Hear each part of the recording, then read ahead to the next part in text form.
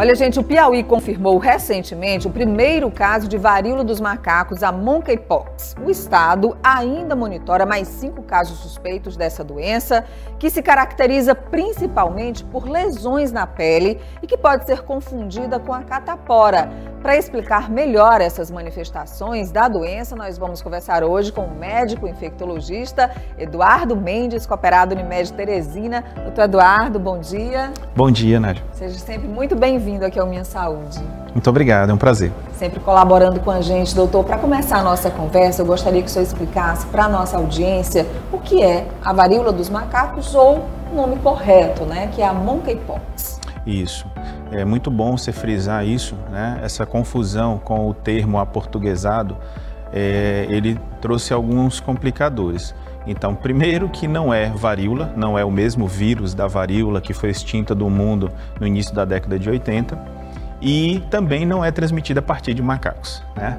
Esse nome veio da história da transmissão viral, quando ele veio lá no continente africano, de grupos de primatas não humanos, como macacos, por exemplo, e alguns roedores, e ficou com surtos continuados no continente africano até o início desse ano. Então, é uma doença viral, é uma zoonose que veio desses animais, é um vírus primo do vírus da vacínia, que é o vírus que nos ajudou a eliminar a varíola do mundo, que é primo também do vírus, do mesmo gênero do vírus da varíola, mas não é o mesmo vírus. Eduardo, qual é a diferença da irritação provocada pela catapora para a monkeypox? Infelizmente, a monkeypox mundial, ela já demonstrou que aquele padrão de sintomas e de lesões africano não está replicado. E o que a gente tem visto são casos onde as lesões de pele não vão ser suficientes para a gente fazer o diagnóstico. Ou seja, vai ser muito parecido com a lesão de varicela, de molusco e outras viroses de pele. E agora a gente vai falar de algo muito importante, sobre o contágio, né? Como é que você pega essa doença? Como é que o contágio acontece, doutor? O contágio acontece principalmente com contato íntimo, contato próximo com o indivíduo doente na fase de transmissão da doença, onde o vírus está se replicando, principalmente quando temos as lesões de pele na fase de bolhas. Mas, enquanto não houver cicatrização completa dessas lesões, há sim uma chance de transmissão. Há relato de transmissão por fômites, que são os pedigodos, e ficam sob superfícies, ou pode gerar alguma partícula aérea, com proximidade, pode haver transmissão aérea, numa taxa de contágio muito menor do que a Covid, mas pode existir, e também há relato de transmissão placentária, né? Mãe para o fetinho. Nossa, quanta coisa, não é, gente? Qual é o tempo de incubação do vírus, doutor, para possibilitar a transmissão da doença? Então, lembrando que incubação é aquele período em que o indivíduo tem o vírus, está doente, mas ele ainda não tem sintomas claros da doença. Então, antes de apresentar os sintomas, o vírus já pode começar a ser transmitido. O período de incubação, em média, pode ir até 10, 13 dias, do momento que ele foi contaminado até o início dos sintomas. E existem formas mais graves ou grupos de risco? Essa população, crianças muito novas, recém-nascidos, idosos, população que faz tratamento para doenças como câncer, população vivendo com HIV/AIDS, toda essa população tem um potencial risco de agravar. E a gente não está falando de agravar somente por morte. A gente tem que lembrar que é uma população que pode sofrer lesões de pele tão graves a deixar sequelas definitivas e importantes. Essas lesões podem chegar, por exemplo, à parte neurológica?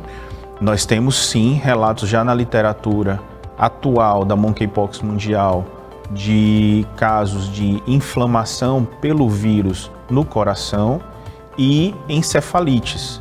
né? Então, o sistema nervoso também pode ser acometido. Doutor, a gente falou muito da lesão da pele, mas existem outros sintomas que o médico, inclusive, consegue identificar na conversa com o paciente no consultório que serve de alerta, né? Sim, sim. É muito importante nós lembrarmos que é uma infecção por vírus e que como a maioria das viroses, ela tem uma primeira fase, né? É uma fase inicial onde ainda não tem a lesão de pele, mas nós temos aqueles pródromos, onde se destaca uma fraqueza, uma sensação de febre ou febre aferida mesmo, dor de cabeça, dor no corpo, uma mialgia importante e gânglios, né? O que na nossa população chamam como ínguas, podem se destacar. Mas a partir desses primeiros 5, 6 dias já começam as lesões de pele, e se destaca por uma sequência de mancha, pápula, né, uma elevaçãozinha, a bolha, a vesícula, depois ela forma um umbigo no centro dessa lesão e essa lesão umbilicada vai evoluir para a crosta, né, para aquela casquinha e então cicatrização. Essa tem sido a evolução natural das lesões que, na fase inicial, sem lesão, a gente espera ali de 2 a 5 dias e depois uma fase com lesão que pode ir aproximadamente a 10 dias. Mas a fase de transmissão da doença pode ir até 3 semanas. E qual é o tratamento, doutor? O tratamento para monkeypox hoje principalmente envolve uma anamnese, uma história bem feita desses casos, diagnosticar essa população suspeita e a partir daí oferecer conforto principalmente para dor, principalmente analgesia, onde a maior parte da população que tem recorrido à hospitalização é a busca de conforto por dor nas lesões. Nós temos perguntas que chegam pelas nossas redes sociais da Unimed Teresina, doutor Eduardo. Vamos ver aqui a primeira pergunta, do Edgar Filho. A prevenção, olha só, para a varíola do macaco é a mesma para a Covid-19? Há um destaque para a varíola, para a monkeypox, me permitam estar corrigindo esse termo para que a gente seja mais didático, esqueçam que não é varíola e que não vem do macaco, mas a monkeypox, ela é principalmente transmitida pelo contato. Então, esse contato pele a pele é de destaque, um abraço, um beijo, essa proximidade pele a pele com o paciente, com as lesões de pele, é sim o principal fator de transmissão. Nós temos mais perguntas, doutor Eduardo. O Pedro Nogueira, que é beneficiário Unimed Teresina, a doença, olha só, também tem transmissão sexual? A transmissão sexual foi o principal evento, né, do início. Então, o que a gente tem de informação nesses grupos que estão sendo estudados ainda é um grande destaque para a transmissão sexual. A gente não sabe, como eu falei, se está uma grande concentração de vírus em sêmen, em secreções genitais, mas esse contato, né, pele a pele, tem sim se destacado na transmissão. Uma informação que tem nos estudos iniciais é que essa população de maior risco que adoeceu de monkeypox, ela tinha uma média de 5 parceiros sexuais. Então, isso pode trazer uma informação útil. Vamos mais uma pergunta. O Leandro Leite, que é beneficiário também Unimed Teresina. As vacinas existentes contra a varíola são eficazes para a varíola dos macacos? Excelente pergunta. Como a gente destacou, não é varíola. Então, é um vírus do gênero, do mesmo vírus da varíola, e há sim uma expectativa de que a população viva que tenha, né, recebido vacina contra a varíola possa ter alguma proteção contra a monkeypox, e há sim estudos já com grupos em uso da vacina antiga da varíola para a proteção contra a monkeypox.